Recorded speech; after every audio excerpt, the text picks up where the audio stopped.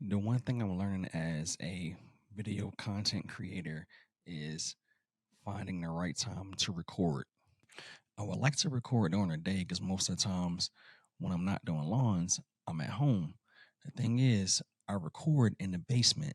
So when anybody's up on the second floor, if they're walking, especially if they're wearing their Crocs, you can hear the the footsteps, and you can hear my dog running around. You can hear my girls running around. And so I decided to move recording to when everybody goes to bed, which may actually work out, but I guess we're going to find out. So, with that being said, I appreciate you guys sticking with me, staying tuned, watching my videos. Hopefully, the last couple of weeks have really been an eye opener for you guys, especially if you're dealing with mental health issues. So far, we talked about my journey, and we also talked about the steps that need to be taken to get referrals. This video right here is going to entail what it's like to get to that first appointment and get your first mental health screening. But before we get into that, I just want to say, if you like the content that you're seeing from me, please like and subscribe to the channel. Please share with your friends who may be going through some mental health issues, or they can relate to some of my previous videos. Without further ado, let's get into it.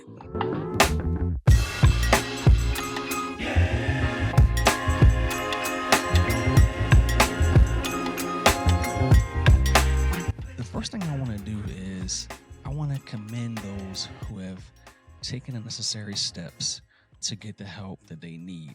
It is not an easy road. It is not easy for you to admit that there is a problem, but also it's not easy to actually go get seen just because of that anxiety of being judged of your actions, how you're feeling, and you just don't want people to look at you differently. But let's not minimize the fact that you recognized that you needed help and you took the necessary steps to get that help. So let's talk about the mental health assessment.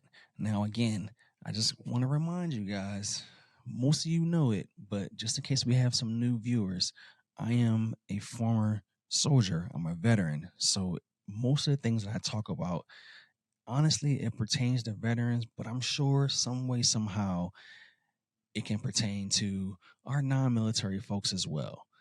So when we're talking about the mental health screening, when you finally get that appointment to go be seen by your mental health counselor for the first time, before you go in, or maybe while you're in there with the counselor, you're going to receive a screening. You're going to sit at a computer, or either the nurse or the therapist will ask you certain questions to get an idea of where you are in your mental health state. These questions are very straightforward. I won't get into some of the questions, but I will say that they will ask you in a 7-day period, in a 2-week period, in a 30-day period.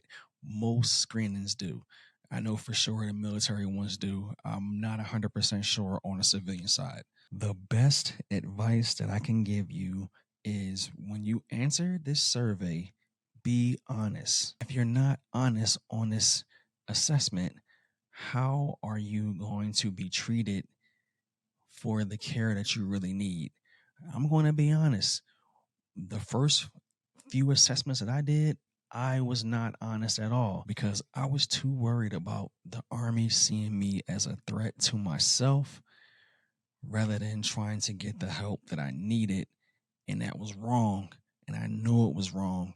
Luckily for me, I had a therapist that spotted that I was not being honest on those assessments. And I'm telling you to be honest because if I would have been honest, maybe I would have gotten the proper treatment that I needed years ago so that I'm not battling mental health as much as I am right now. So a lesson learned to myself is to be honest with the assessments. Even today, when I get the assessment at the end of my treatment, I am honest because I want my therapist to give me the care that I need so that I can be a better person for myself and for my family. So I know that people may have tuned into this video expecting me to give examples of the questions you're going to be asked. And I just don't think that's right.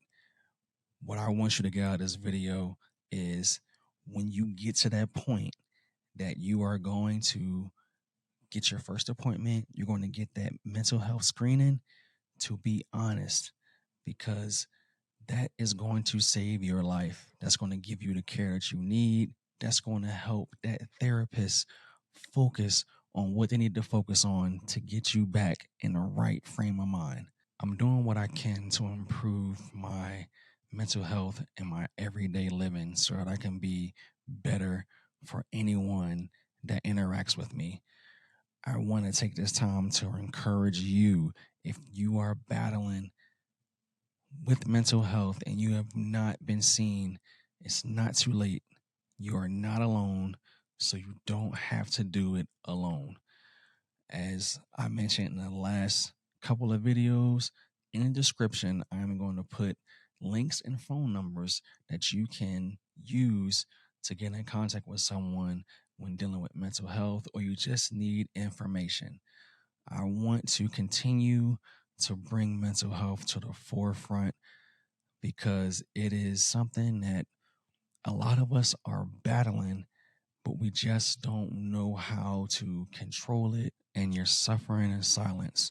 And I don't know about you, but I've lost dear friends and coworkers to their battle of mental health.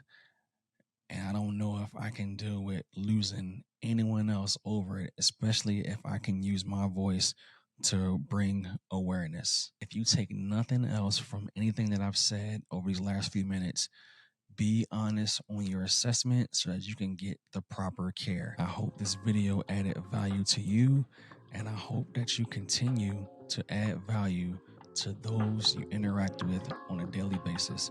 Take care. I'll see you next video.